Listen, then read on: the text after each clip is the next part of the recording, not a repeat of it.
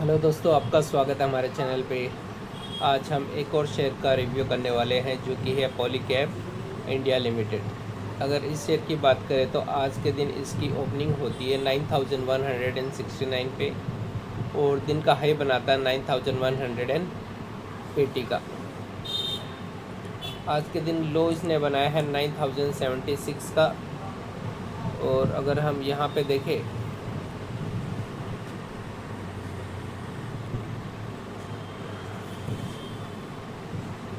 9076 का लो बनाता है और क्लोजिंग होता है 9125। दिन की शुरुआत देखोगे तो थोड़ी सी हाई लेवल पे होती है, उसके बाद में यहाँ पे देखोगे तो एक तरह से की गिरावट सी रहती है और बाद में थ्रू आउट द दिन अगर देखते तो एक 9150 के आसपास रहने की ये कोशिश करता है, लेकिन डे एंड होते होते ये यहाँ पे वहाँ उस लेवल को रह नहीं पाता और गिर जाता है और देखते तो ये क्लोज होता है 9125। अभी हम इससे रिलेटेड कुछ और डेटा देखते हैं। अगर हम इसके वॉल्यूम की बात करें, ट्रेडेड वॉल्यूम की बात करें यहाँ पे, तो करीब करीब 2.7 लाख की है और करोड्स में देखेंगे तो ट्रेडेड वैल्यू अगर देखें तो 246.68 करोड़ का है। टोटल मार्केट कैप इसका अभी फ़िलहाल के 1,37,492 करोड़ का हो चुका है। फेस वैल्यू कंपनी का 10 है और अगर हम और कुछ 52 इसने 10,000 का बना लिया था, 10,126 का बनाया था और लो बीच पे बनाया था यहाँ पे 6,663 का। पी वैल्यूशन अभी भी थोड़ा हाई है, करंटली 47.40 लेवल पे है और अगर इसका हम देखें तो लिस्टिंग हुई थी 2019 में। नेक्स्ट देखें केबल के टर्म्स में तो ये इन सब सेगमेंट्स के केबल्स बनाता है। फ्लेक्सिबल वायर्स बनाता है, building wires, LVN MP power cables, optical fibre cables, control cables, instrumental cables, solar cables, other cables, फिर data cables and communication EHV power cables. So इन सब केबल सेगमेंट में ये अपना काम करता है। अगर हाउस होल्ड अप्लायंसेस की बात करें तो फैंस में आता है, स्विच गियर्स, फिर लाइट एंड ल्यूमिनरीज, फिर कंडुइट पाइप्स, ये जो PVC पाइप्स है उस सेगमेंट पे भी काम करता है। नॉर्मली हमें पता है कि ये ज़्यादा करके फैंस और वायर्स का तो पता है, लेकिन ये जो प्लम्बिंग फिटिंग जो होते हैं पाइप्स उस एक्सेसरीज में भी काम करता है। स्विचेस और सोलार प्रोडक्ट। कौन कौन से ऐसे इंडस्ट्रीज़ है जिसको ये सर्व करता है, उसमें आता है केमिकल इंडस्ट्रीज आ गई है, डेटा सेंटर्स में, defence, energy, manufacturing, metal, oil and gas, real estate, technology, telecom, transport, household needs, industrial needs. So बहुत सारे ऐसे हम देखते हैं कि जो इंडस्ट्रीज़ है जिसमें ये कंपनी क्या करती है, सर्व करती है, अपनी सर्विस प्रोवाइड करती है। अब अगर हम कंपनी के सेल्स की बात करें, सो कंपनी का सेल्स अगर देखोगे तो 2020 में जहाँ पे करीब 8,830 करोड़ का था, वहीं अगले साल 8,792 को हुआ, फिर 12,000, 14,000, 18, 22, 28 और 31। कंटिन्यूसली आप देखोगे तो कंपनी का सेल्स काफ़ी अच्छी रेट से ग्रो होते जा रहा है। और सेम अगर हम प्रॉफिट की बात भी करें तो जहाँ पे 2020 में जो प्रॉफिट था करीब 1100 का था, फिर 1200 करोड़ हुआ, 1800। तो 2022 के बाद में काफ़ी अच्छा अगर हम देखोगे तो प्रॉफिट में ग्रोथ देखने को मिल रही है। फिर 2500 करीब, फिर 2900, 4000 और अभी 4200।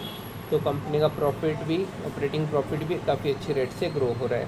सेम कंपनी का नेट प्रॉफिट भी बात करें तो 2020 में जहाँ पे 766 करोड़ का था और हाल फिलहाल में अगर देखो तो 2024 में 1800 हुआ, फिर 2027 और 2900। वहीं पर अर्निंग पर शेयर में भी काफ़ी ज़्यादा आपको ग्रोथ देखने को मिलेगा। 22 में जहाँ 60 रुपये था 84 हुआ, अभी 177 और 190। तो अर्निंग पर शेयर भी कंपनी का क्या हो रहा है, अच्छी रेट से ग्रो हो रहा है। अब यहाँ पे कुछ और हम चीज़ देखते हैं। जो कंपनी का जो सेल्स है वो भी अगर आप देखोगे 10 साल में जहाँ पे 19% से बढ़ा है, और 5 साल 3 साल और अभी करंट ईयर में 5 साल और 3 साल में 27, और कभी अभी करंट में 32%। प्रॉफिट भी काफ़ी कंपनी का अच्छा है, 10 साल में 30% से बढ़ा है, 5 साल में 24 और 3 साल में 28। वहीं पे स्टॉक का जो प्राइस है वो भी काफ़ी अच्छी जो रेट से ग्रो हो रहा है, 5 साल में 37%, 3 साल में 23 और 1 साल में 27। वहीं पर रिटर्न ऑन इक्विटी भी कंपनी का काफ़ी अच्छा है। कंपनी के पास अगर रिज़र्व की बात करें तो जहां 2020 में 3600 करोड़ के आसपास था, अगले साल 4600 हुआ, 5300, 6400, तो कंपनी का जो अगर हम देखेंगे जो रिज़र्व है वो भी काफ़ी अच्छे रेट से ग्रो हो रहा है। वहीं पे बोरोइंग्स भी देखेंगे तो बहुत ज़्यादा नहीं बढ़ा है कंपनी का, जहां 2020 में करीब 282 था, कम होते होते अगर आप देखोगे तो 200 के आसपास है, तो बहुत ज़्यादा इंक्रीज़ नहीं हुआ है। कंपनी का जो बोरिंग है एक लिमिट के अंदर ही है, तो ये बहुत पॉजिटिव चीज़ है कंपनी का, और रिज़र्व बहुत अच्छे रेट से ग्रो हो रहा है, तो ये काफ़ी पॉजिटिव चीज़ है कंपनी के लिए। तो कंपनी का काफ़ी हमें पॉजिटिव यहाँ पे देखने को मिल रहा है, स्टॉक का प्राइस अच्छे से बढ़ रहा है, प्रॉफिट भी अच्छा हो रहा है, सेल्स भी और रिटर्न ऑन इक्विटी, और कंपनी के पास जो रिज़र्व है वो भी बहुत अच्छे से। और कंपनी का जो हमने देखा कि बहुत सारे ऐसे इंडस्ट्रीज़ हैं जिसमें वो क्या करती है, ऑपरेट करती है और कौन कौन से प्रोडक्ट बनाती है।